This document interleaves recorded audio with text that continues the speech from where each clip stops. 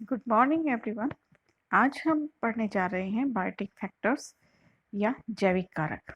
हम जानते हैं कि फैक्टर या कारक एनी एक्सटर्नल सब्सटेंस, फोर्स और condition which affects an organism in any way is known age factor. यानी कारक कोई भी ऐसा पदार्थ हो सकता है या कोई कंडीशन हो सकती है, अवस्था हो सकती है, या कोई ऐसा बल हो सकता है जो किसी भी रूप में किसी जीव को प्रभावित करता हो, वो उसके लिए कारक बन जाता है। इन फैक्टर्स को हम दो कैटेगरीज में बांटते हैं, ए बायोटिक फैक्टर या अजैविक कारक, बायोटिक फैक्टर या जैविक कारक। ए बायोटिक फैक्टर में इंक्लूड करते हैं climatic, topographic and edaphic factors को। बायोटिक फैक्टर्स या जैविक कारक जिसमें जीवों के बीच होने वाले इंटरेक्शंस को शामिल किया जाता है। ये इंटरेक्शंस भी दो तरह के हो सकते हैं, पॉजिटिव एंड नेगेटिव। तो आइए स्टार्ट करते हैं। Biotic factors, positive interactions. तो बायोटिक फैक्टर्स कहते किसे हैं? The biotic factor deals with the interaction among various living organisms. विभिन्न जीवों के बीच में जो इंटरेक्शंस होते हैं उन्हें ही बायोटिक फैक्टर्स कहा जाता है। इन्हें ओडम ने दो टाइप्स में बांटा था, एक तो पॉजिटिव इंटरेक्शंस और एक नेगेटिव इंटरेक्शंस। पॉजिटिव इंटरेक्शंस में हम ऐसे इंटरेक्शंस को या ऐसी प्रतिक्रियाओं को शामिल करते हैं जिसमें या तो दोनों ही जीवों को जो साथ रह रहे हैं उन्हें लाभ होता है, या किसी एक जीव को लाभ होता है लेकिन दूसरे को हानि नहीं होती है, या फिर उन दोनों को जब वो साथ रहते हैं तो लाभ होता है लेकिन उनका साथ रहना आवश्यक नहीं है। तो ये सब इंटरेक्शंस पॉजिटिव इंटरेक्शंस कहलाते हैं। नेगेटिव इंटरेक्शंस इसमें हम सम्मिलित करते हैं जब दो जीव साथ रहते हैं तो उनमें से किसी एक जीव को हानि अवश्य होती है। ये नेगेटिव इंटरेक्शंस कहलाते हैं। पॉजिटिव इंटरेक्शंस को तीन मेजर कैटेगरीज में बांटा जा सकता है, mutualism, commensalism and proto cooperation. Mutualism जिसमें दोनों जीवों को लाभ होता है जब वो साथ रहते हैं और इनका साथ रहना लगभग आवश्यक होता है। कमेंसलिज्म जिसमें किसी एक जीव को लाभ होता है लेकिन दूसरा प्रभावित नहीं होता, उसे कोई हानि भी नहीं पहुंचती तो उसे कोई लाभ भी नहीं होता। प्रोटो कोऑपरेशन इसमें दोनों ही जीवों को लाभ होता है जब वो साथ रहते हैं लेकिन उनका साथ रहना आवश्यक नहीं है। जब वो इंडिपेंडेंट रहते हैं तब भी वो सरवाइव कर जाते हैं। नेगेटिव इंटरेक्शंस को भी तीन कैटेगरीज में बांटते हैं, एक्सप्लॉयटेशन या शोषण। ये फूड के लिए हो सकता है एक्सप्लॉयटेशन, या फिर ये शेल्टर के लिए भी हो सकता है। एंटीबायोसिस जिसे प्रतिजीविता कहा जाता है, एंटीबायोसिस में जनरली ये माइक्रोबियल वर्ल्ड में जो माइक्रो ऑर्गेनिजम्स हैं उनके मध्य अधिक देखी जाती है। इसमें कोई जब दो जीव साथ रहते हैं तो उनमें से एक जीव के द्वारा कुछ केमिकल सिक्रीट किए जाते हैं जो दूसरे ऑर्गेनिज्म की ग्रोथ को प्रभावित करते हैं, तो ये एंटीबायोसिस या प्रतिजीविता कहलाती है। फिर आती है कंपटीशन। नेगेटिव इंटरेक्शन में कंपटीशन या प्रतिस्पर्धा, ये competition direct resource use type हो सकता है या फिर ये डायरेक्ट इंटरफेरेंस टाइप हो सकता है। कंपटीशन इंट्रा स्पेसिफिक और इंटरस्पेसिफिक टाइप का हो सकता है। इंट्रा स्पेसिफिक जब एक ही स्पीसीज के जो ऑर्गेनिजम्स हैं उनके बीच में कंपटीशन हो, और इंटर स्पेसिफिक जब दो डिफरेंट जो स्पीसीज हैं उनके ऑर्गेनिजम्स के बीच में इंटरेक्शंस पाए जाते हों। तो आज हम सिर्फ पॉजिटिव इंटरेक्शंस पढ़ेंगे बायोटिक फैक्टर्स के अंतर्गत।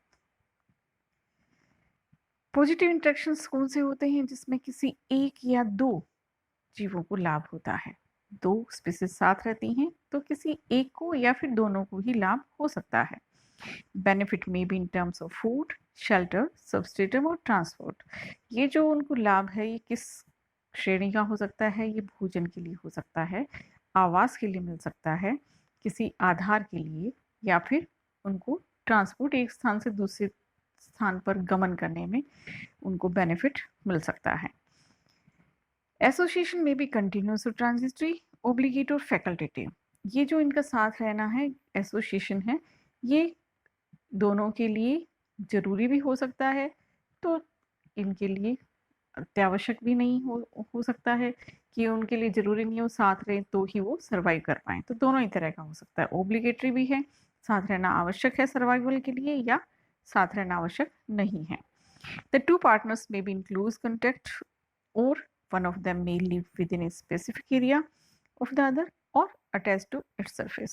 अब ये जो दो पार्टनर हैं साथ रह रहे हैं, ये एक दूसरे के क्लोज कंटेक्ट में हो सकते हैं या फिर किसी सरफेस से अटैच्ड भी हो सकते हैं। तो ये पॉजिटिव इंटरेक्शंस कहलाते हैं। A close and often permanent and obligatory contact, more or less essential for survival of both species. Mutualism किसे कहेंगे? जब दो स्पीसीज साथ रहती हैं, दोनों के बीच में लगभग परमानेंट उनके जो आपस का सामंजस्य है वो उनमें पाया जाता है। इनका जो कंटेक्ट है वो ऑब्लिगेटरी होता है, परम आवश्यक है दोनों के लिए जीवित रहने के लिए। तो इस तरह के जब उनके रिलेशनशिप पाए जाते हैं तब इसे म्यूचुअलिज्म कहा जाता है।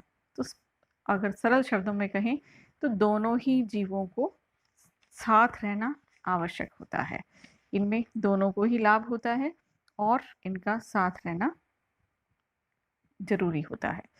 तो हम कुछ एग्जाम्पल्स देखते हैं म्यूचुअलिज्म की। जैसे पहला है पोलिनेशन या परागण की क्रिया। हम जानते हैं बटरफ्लाईज, बीज, मधुमक्खियाँ, मोथ्स, ये जो प्लांट्स होते हैं उनके फ्लोर से फूड ग्रहण करते हैं, साथ ही ये पोलन ग्रेन्स को एक प्लांट से दूसरे प्लांट पर ट्रांसफ़र करने का भी काम करते हैं। तो पोलिनेशन में बहुत बड़ा योगदान होता है। प्लांट्स पोलिनेशन के लिए बहुत बड़ी मात्रा में इन इंसेक्ट्स पर या बर्ड्स पर डिपेंड रहते हैं। ये भी देखा गया है कि कुछ प्लांट्स में स्पेशली कुछ डिफरेंट टाइप के जो इंसेक्ट्स हैं या बर्ड्स हैं उनके द्वारा ही पोलिनेशन की क्रिया होती है। जैसे कि युक्का प्रोनुगासेला एक मोथ है और इस मोथ के द्वारा ही इस युक्का में पोलिनेशन की क्रिया देखी जाती है। युक्का के जो फ्लावर्स होते हैं ये रात के समय अधिक खिलते हैं। ये मोथ इसकी तरफ अट्रैक्ट होती है। जब ये भोजन लेने के लिए उस फ्लावर पर जाती है तो वहाँ पर पोलन ग्रेन्स को तो ये ग्रहण करती है, साथ ही उसको एक लार के साथ एक गोल गेंद सी बना लेती है। इस बोल को जब ये फीमेल फ्लावर पर जाती है तो वहाँ पर उसके अंदर डाल देती है और इसके साथ ही अपने एग्स भी उस फ्लावर पर डाल देती है। एक तरफ तो इस फ्लावर से फ्रूट फॉर्मेशन होता है, दूसरी तरफ उन एग से लार्वा बनते हैं। ये लार्वा उस फ्रूट के अंदर रहते हुए ही भोजन ग्रहण करते हैं और जब ये मैच्योर हो जाता है तब ये लार्वे वहाँ से बाहर निकल आते हैं। तो इस तरह से युक्का प्रोनुगासेला के द्वारा युक्का के अंदर पोलिनेशन की क्रिया पाई जाती है। फिग या अंजीर में ब्लास्टोफेगा नामक कीट से या इंसेक्ट से पोलिनेशन देखा जाता है। काइजेलिया अफ्रीकाना, जिसे बालम खीरा कहा जाता है, इसमें चमगादड़ के द्वारा, हालांकि और दूसरे भी जो बर्ड्स हैं वो इसमें पोलिनेशन करते हैं, लेकिन मुख्यतया इसमें बैट या चमगादड़ के द्वारा पोलिनेशन की क्रिया होती है। रेफ्लिशिया, इससे आप परिचित होंगे। रेफ्लिशिया में सबसे बड़ा फ्लावर पाया जाता है। एंजियोस्पर्म्स में जो सबसे बड़ा, या वर्ड का हम कह सकते हैं कि सबसे बड़ा जो पुष्प है वो रेफ्लिशिया में पाया जाता है। इस रेफ्लिशिया में जो पोलिनेशन की क्रिया होती है वो इंसेक्टिवोरस फ्लाई के द्वारा, मक्खी होती है उसके द्वारा होता है। रेफ्लिशिया के पुष्प में ऐसा कहा जाता है कि सड़े हुए मांस जैसी गंध आती है, तो ये मक्खियाँ उसकी तरफ अट्रैक्ट होती हैं और पोलिनेशन का काम कर देती हैं। तो इस तरह से पोलिनेशन में एक बहुत बड़ा रोल है मधुमक्खियों का और बटरफ्लाइज का। युक्का के अंदर यहाँ हम देख सकते हैं कि मोथ के द्वारा, ये मोथ है और ये पोलिनेशन का काम करती हैं। काइजेलिया या बालम खीरा में बैट के द्वारा पोलिनेशन देखा जा सकता है। ये रेफ्लिशिया का फ्लावर है और इस रेफ्लिशिया के फ्लावर में ये जो इंसेक्टिवोरस फ्लाइज हैं ये पोलिनेशन का काम करती हैं।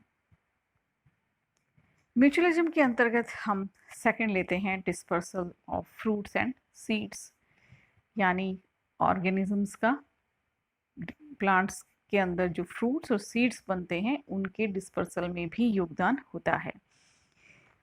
बहुत सारे जो फ्रूट्स एंड सीड्स हैं ट्रांसपोर्ट किए जाते हैं एनिमल्स के द्वारा, स्पेशली जिन फ्रूट्स और सीड्स के अंदर कांटे होते हैं जो स्पाइनी और स्टिकी होते हैं वो इन एनिमल्स की बॉडी से चिपक जाते हैं। जैसा हम इस पिक्चर में देख सकते हैं, ये फ्रूट्स इसके ऊपर चिपके हुए हैं, तो इनका ट्रांसपोर्टेशन हो जाता है एक स्थान से दूसरे स्थान पर। कुछ ऐसे भी फ्रूट्स एंड सीड्स हैं जो कि बर्ड्स या मैमल्स के द्वारा खाए जाते हैं, ये फिर उनकी एक्सक्रीटा में ड्रॉप कर दिए जाते हैं विभिन्न स्थानों पर, और इस तरह से इन सीड्स और का जो डिस्पर्सल है वो डिफरेंट एरियाज में हो जाता है।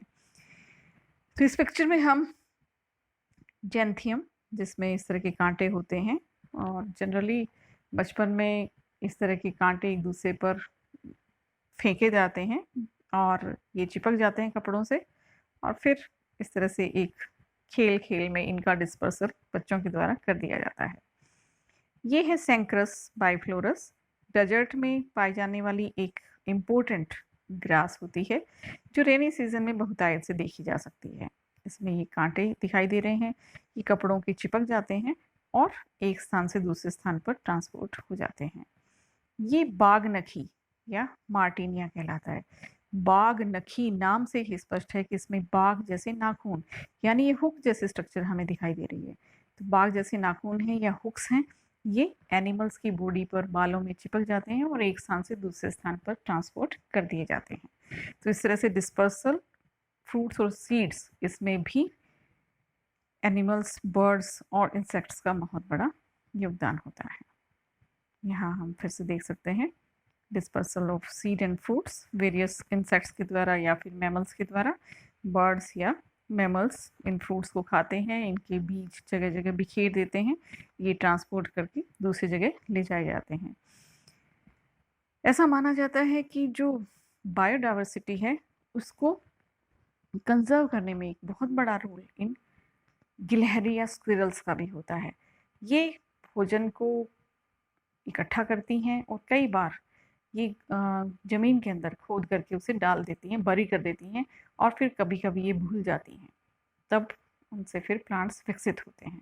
तो बहुत बड़ा रोल इन बर्ड्स और एनिमल्स का होता है। थर्ड है म्यूचुअलिज्म में लाइकेंस। लाइकेन भी हम जानते हैं कि इसमें फाइकोबायंट और माइकोबायंट का एसोसिएशन पाया जाता है, यानी इसमें शैवाल और कवक मिलकर साथ रहते हैं, दोनों का साथ रहना आवश्यक होता है। इन दोनों ही घटकों में से किसी भी घटक को अलग नहीं किया जा सकता, तो इनका जो कॉन्टैक्ट होता है वो परमानेंट होता है और ऑब्लिगेटरी होता है। यहाँ पर जो फाइकोबायंट होता है ये फोटोसिंथेसिस के द्वारा भोजन का निर्माण करता है, और जो माइकोबायंट होता है इसका काम, ये फंगस से बनता है, माइको मीन्स फंजाई, तो माइकोबायंट जो घटक है फंगल हाइफी, ये मिनरल्स और वाटर को एब्जॉर्ब करने का काम करते हैं।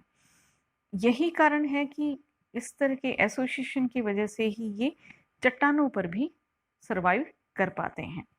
तो इस पिक्चर में हमें दिखाई दे रहा है ये जो ग्रीन सेल्स हैं ये एल्गल लेयर होती हैं, एल्गी से बनी हुई है, और ये फंगल हाइफी यहाँ गुथ करके इस तरह से फंगल लेयर बनाते हैं।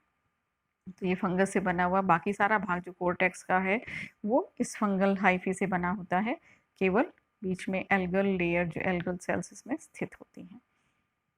तो ये कहलाते हैं लाइकेन, और म्यूचुअलिज्म का एक बहुत अच्छा एग्जाम्पल लाइकेन के द्वारा प्रदर्शित किया जाता है। नेक्स्ट इसी कड़ी में हम लेते हैं नाइट्रोजन फिक्सर्स, यानी नाइट्रोजन को फिक्स करने वाले बैक्टीरिया।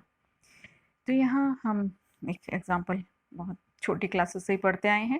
राइजोबियम नामक बैक्टीरिया फैबेसी या पेपिलियोनेसी फैमिली के जो प्लांट्स होते हैं उनकी रूट नोड्यूल्स में पाया जाता है। तो लेगुमिनस प्लांट्स भी इन्हें कहा जाता है, तो इनकी रूट्स के अंदर या रूट नोड्यूल्स में राइजोबियम नामक बैक्टीरिया होता है। ये बैक्टीरिया वहाँ पर अपना आवास बनाता है, उससे अपना भोजन प्राप्त करता है और बदले में एटमॉस्फेरिक नाइट्रोजन को फिक्स करता है, जिसे प्लांट्स अपने यूटिलाइजेशन के लिए काम में ले लेते हैं। तो इस तरह से नाइट्रोजन फिक्सर्स ये भी म्यूचुअलिज्म का एक अच्छा एग्जाम्पल है। नेक्स्ट है इसमें माइकोराइजा। माइको एंड राइजा, ये दो वर्ड से मिलके बना है। यहाँ पर माइको कवक को दर्शाता है और राइजा मूल को या रूट को दर्शाता है। तो इसमें एसोसिएशन जो होता है वो फंगस और हायर प्लांट्स की रूट्स के बीच में पाया जाता है। ये माइकोराइजा दो तरह के हो सकते हैं, एक्टोट्रोफिक माइकोराइजा एंड एंडोट्रोफिक माइकोराइजा। एक्टोट्रोफिक माइकोराइजा में जो प्लांट्स जिनकी रूट्स में ही पाया जाता है उसके चारों तरफ एक हर्टिंग नेट का निर्माण हो जाता है। ये हर्टिंग नेट फंगल हाइफी के गूंथने से ही बनती है। ये फंगल हाइफी उसके बाहर ही इस हर्टिंग नेट का निर्माण करते हैं, अंदर टिश्यूज तक ये नहीं पहुंच पाते, इसीलिए इसे एक्टोट्रोफिक माइकोराइजा कहा जाता है। ये शीथिंग माइकोराइजा भी हैं, यानी रूट्स के बाहर एक शीथ बनाते हैं जिसे हर्टिंग नेट कह दिया जाता है। ये पाइनस, बेटुला, पाइसिया, ओक इनमें मिलते हैं। तो एक्टोट्रोफिक माइकोराइजा को हम देख सकते हैं पाइनस और बीचेस में। इनमें एक्टोट्रोफिक में जो फंगल कंपोनेंट होता है, जो फंगस शामिल होती है, वो अमानिता, बोलिटस एंड ट्राइकोलोमा होती है। Roots are covered with a dense layer of fungal hyphae.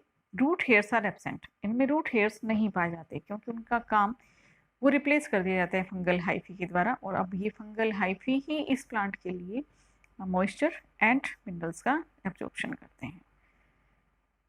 एंडोट्रोफिक mycorrhiza, ये ऑर्किड्स, कॉनिफर्स, मैपल, एरिकेसी के मेंबर्स में पाए जाते हैं। इनमें एक प्रमुख जो फंगस होती है राइजोक्टेनिया पाई जाती है। इसके अलावा गीगोस्पोरा, ग्लोमस आदि फंगस भी इस एंडोट्रोफिक माइकोराइजा में इंक्लूड होती हैं।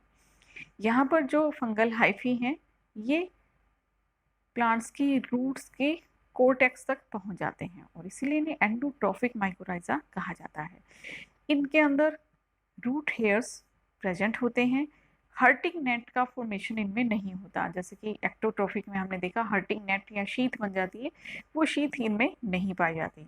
ये ऑर्किड्स में तो सिंपल तरह के एंडोट्रोफिक माइकोराइजा होते हैं, लेकिन जो ग्रासेस में हैं ये VAM वैम कहलाते हैं, वर्बस्कुलर आर्बस्कुलस कुलर माइकोराइजा। तो ग्रासेस में वैम टाइप के माइकोराइजा पाए जाते हैं। अब हम ऑर्किड्स का एग्जाम्पल देखते हैं। इन ऑर्किड्स में जो सीड्स होते हैं काफ़ी छोटे होते हैं, एम्ब्रियो भी बहुत स्मॉल होता है, बहुत कम भोजन इनके एम्ब्रियो में रहता है, तो इसलिए फंगल इन्फेक्शन के बिना इनका जर्मिनेशन पॉसिबल नहीं होता। Mycorrhizae absorb nutrients from soil and provides to seedling. इनके अंदर माइकोराइजा न्यूट्रिएंट्स को एब्जॉर्ब करते हैं सॉइल से और वो बढ़ते हुए जो सीडलिंग है उसको प्रदान करते हैं। तो इस तरह से ऑर्किड्स में माइकोराइजा का इन्फेक्शन जरूरी होता है। नेक्स्ट म्यूचुअलिज्म में हम लेते हैं ज़ूक्लोरेली एंड ज़ूजेंथिली। ज़ूक्लोरेली एक यूनिसेलुलर एल्गी होती है। ये सिम्बायोटिकली स्पंजेस, मोलस्क और वर्म्स के साथ रहते हैं। Chlorella vulgaris lives within the gastrodermal cells of Hydra। Hydra जो कि एक सिलेंट्रेट है, इस सिलेंट्रेट के अंदर ये जो ज़ूक्लोरेली है ये पाई जाती हैं। तो ज़ूक्लोरेली का एग्जाम्पल है क्लोरेला वल्गेरिस। ज़ूजेंथिली ये इन पॉलिप्स, ये पॉलिप्स हैं, इनके अंदर ज़ूजेंथिली देखी जा सकती है। तो ज़ूक्लोरेली एंड ज़ूजेंथिली ये भी म्यूचुअलिज्म का एग्जाम्पल है। देन लास्ट है म्यूचुअलिज्म में टर्माइट्स एंड प्रोटोजोन्स। दीमक को हम सभी पहचानते हैं। इस दीमक जो कि लकड़ी को ये कहते हैं कि घुन की तरह खाती है, दीमक लग जाती है लकड़ी को ये चट कर जाती है। जान करके आश्चर्य होगा कि इस दीमक के अंदर इस सेलुलोज को पचाने के लिए कोई साधन नहीं होता, खुद ये नहीं पचा सकती। इसके अंदर आंत में इसमें प्रोटोजोआ रहते हैं, ट्राइकोनिम्फा जिसे कहते हैं, वो इसके लिए सेलुलोज का पाचन करते हैं। तो ये दो एनिमल्स के बीच का एसोसिएशन है, यहाँ पर प्रोटोजोन्स का और इस दीमक का एसोसिएशन पाया जाता है। तो टर्माइट्स एंड प्रोटोजोन्स जो टू एनिमल्स के बीच का एसोसिएशन है। ट्राइकोनिम्फा जो कि एक प्रोटोजोन है, ये प्रोटोजोन इस दीमक की गट में या आंत में रहता है और ये डाइजेस्ट करता है सेलुलोज को टर्माइट्स के लिए, बदले में इसको यहाँ पर भोजन और शेल्टर मिल जाती है। तो ये तो था म्यूचुअलिज्म। दूसरी कैटेगरी पॉजिटिव इंटरेक्शंस में हम रखते हैं कमेंसलिज्म। कमेंसलिज्म में सिर्फ एक ही स्पीसीज को बेनिफिट होता है, दूसरी को लेकिन कोई भी नुकसान नहीं होता। तो इसमें हम ऐसे एग्जाम्पल रखते हैं जिसमें दो स्पीसीज साथ रहती हैं लेकिन उनमें से किसी एक स्पीसीज को लाभ होता है, दूसरे को कोई भी नुकसान नहीं होता। इन दोनों के बीच कोई फिजियोलॉजिकल एक्सचेंज नहीं पाया जाता, आदान प्रदान नहीं होता, इसलिए दूसरे को ना तो नुकसान है ना ही उससे साथ रहने से उसको हानि होती है। तो इस तरह के इंटरेक्शन को हम कहते हैं कमेंसलिज्म। तो इसमें कमेंसलिज्म में एक पहला उदाहरण हम दे सकते हैं लाइनास या कठलताएं। कठलताएं जिनमें कास्ट होती है, वुडी जो क्लाइंबर्स होते हैं उन्हें कठलताएं कहा जाता है। तो कमेंसलिज्म या सहभोजिता में सबसे पहला हम कैटेगरी रखते हैं, एग्जाम्पल लेते हैं लाइनास का। तो ये लाइनास वुडी क्लाइंबर्स होती हैं जैसे बोगनविलिया, बिग्नोनिया, कोकुलस जिसे पीलवानी कहते हैं, और टीनोस्पोरा जो कि आजकल कोविड-19 को देखते हुए इसका रोल बहुत ही महत्वपूर्ण हो गया है। इसके जो टीनोस्पोरा का काढ़ा बना करके इस कोविड-19 में इम्यूनिटी बढ़ाने के लिए यूज़ किया जाता है। तो ये एक लाइनास का एग्जाम्पल है। Vascular plants rooted in the soil at ground level and uses trees as well as other means of support to climb up to the canopy and able to get better light. Vascular plants जो कि soil के अंदर उनकी roots पाई जाती हैं, ground level पर होते हैं, तो ये दूसरे ट्रीज को यूज़ करते हैं किस लिए? ऊपर कैनोपी तक पहुंचने के लिए। लाइनास हम जो घने जंगल है वहाँ पर हम देख सकते हैं, क्योंकि घने जंगलों में जो बहुत बड़े बड़े ट्रीज होते हैं उनकी कैनोपी से होती हुई लाइट जो ग्राउंड लेवल है वहाँ तक नहीं पहुँच पाती, तो ये कठलताएं उनका सहारा लेकर के ऊपर चढ़ जाती हैं। तो कुछ एग्जाम्पल हम इसमें दे सकते हैं, बुहेनिया, बोगनविलिया, टीनोस्पोरा, कोकुलस एटसेट्रा। पहला एग्जाम्पल कमेंसलिज्म या सहभोजिता में लाइनास या फिर कठलताएं, ये इसमें हमें लाइनास दिखाई दे रही है। सेकंड हम कमेंसलिज्म में लेते हैं एपिफाइट्स एंड एपिजोन्स, अधिपादप और अधिजंतु, जंतु जो किसी दूसरे के ऊपर पाए जाते हैं। एपिफाइट्स ऐसे प्लांट्स जो दूसरे प्लांट्स के ऊपर पाए जाते हैं। Epiphytes grow on other plants, दूसरे प्लांट्स पे ग्रो करते हैं। इसमें हम एग्जांपल ले सकते हैं ऑर्किड्स का या फिर असनिया लाइकेन का। तो ऑर्किड्स और असनिया ये दूसरे प्लांट पर ग्रो करने वाले होते हैं एपिफाइट। इस पिक्चर में हमें ये दिख रहा है, ये वेंडा किसी दूसरे प्लांट के ऊपर ये ग्रो कर रहा है। आगे और भी पिक्चर्स हम इसके देखेंगे।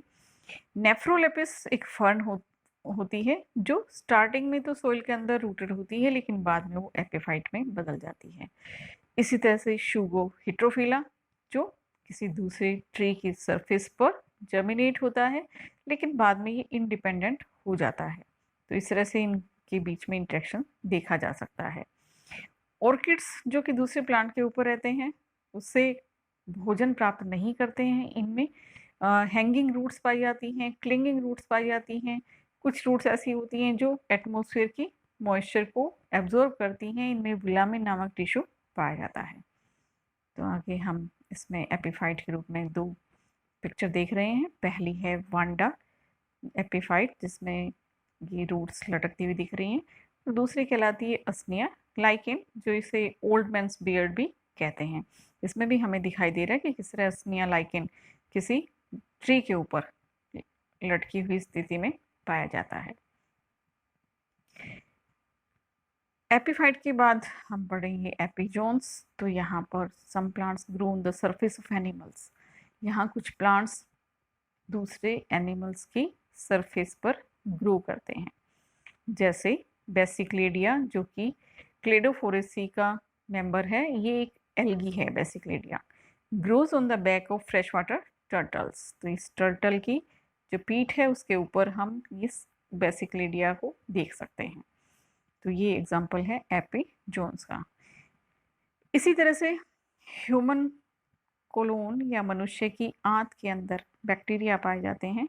ये बैक्टीरिया इस्चेरिचिया कोलाई इनको देखा जा सकता है। तो ये भी कमेंसलिज्म का एग्जाम्पल है।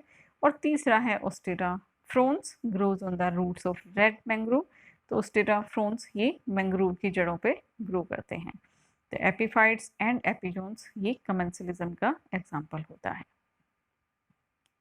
तीसरा हम इसमें रखते हैं टेम्परेरी कंटैक्ट, यानी कमेंसलिज्म में कुछ जीव हैं वो टेम्परेरी कॉन्टैक्ट बना लेते हैं और एक दूसरे को, इनमें से किसी को फ़ायदा होता है लेकिन ये किसी को नुकसान नहीं पहुंचाते हैं, जैसे monkey, squirrels, birds, snakes, insects etcetera use trees and other plants for substratum, shelter और ब्रीडिंग साइट्स। आपने बहुत ट्रीज के ऊपर घोंसले देखे होंगे। ये घोंसले ब्रीडिंग साइट्स के रूप में बर्ड्स के द्वारा इस्तेमाल किए जाते हैं। इसी तरह से बिल बना करके जो जड़ों के बीच में रहते हैं शेल्टर के लिए भी यूज़ किए जाते हैं। तो ट्रीज़ का इस्तेमाल करते हैं जो कुछ मैमल्स हैं या फिर बर्ड्स हैं या इंसेक्ट हैं, वो सबस्ट्रेटम के लिए, शेल्टर के लिए या फिर ब्रीडिंग साइट्स के लिए। इस टेम्परेरी कॉन्टैक्ट में ही हम देख सकते हैं ऑयस्टर क्रैब ऑयस्टर के मेंटल के अंदर पाया जाता है। ऑयस्टर या जो सीपी होती है तो उसके जो खोल होता है उसमें ऑयस्टर क्रैब को देखा जा सकता है। शेल्टर के साथ ही ये वहाँ पर उससे भोजन प्राप्त करता है, लेकिन ये ऑयस्टर को किसी भी तरह की हानि नहीं पहुँचाता। इसी तरह का एसोसिएशन हम देख सकते हैं हायर प्लांट्स की रूट्स और माइक्रोब्स के बीच में। तो अभी हम ऑयस्टर क्रैब की पिक्चर देखते हैं।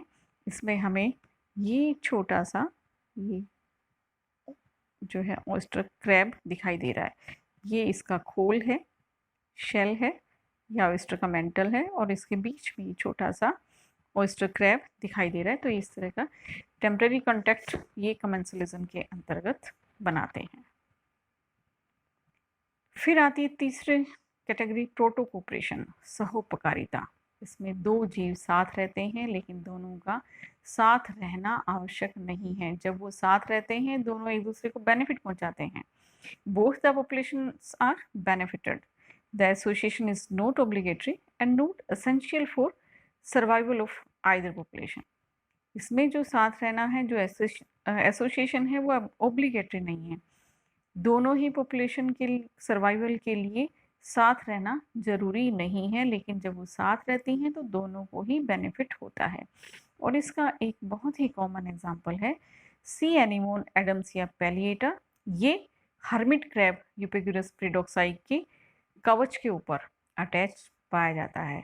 इसमें सी एनीमोन ये तो सवारी करता है हर्मिट क्रैब की, इसे जगह जगह ले जाता है, और बदले में सी एनीमोन इसके दुश्मनों से इसकी सुरक्षा करने का काम करता है।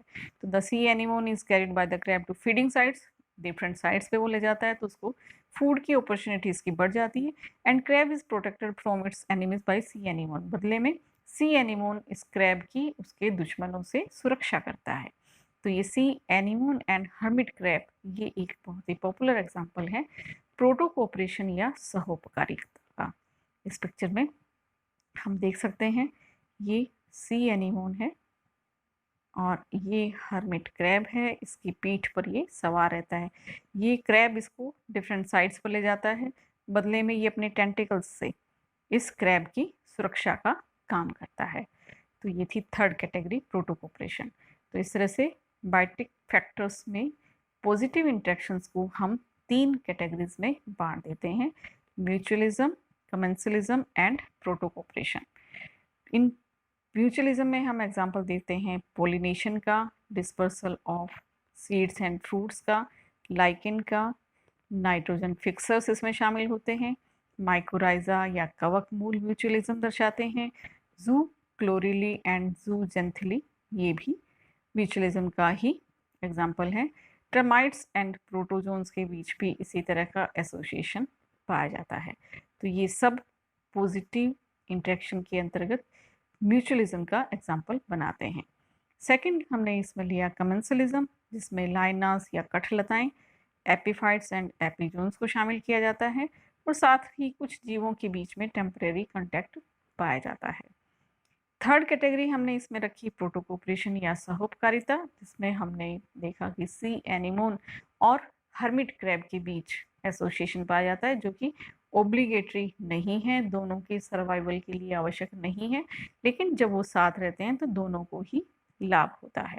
तो इस तरह से आज हमने डिफरेंट टाइप के जो पॉजिटिव इंटरेक्शंस है इनके बारे में पढ़ा। That's all and thank you.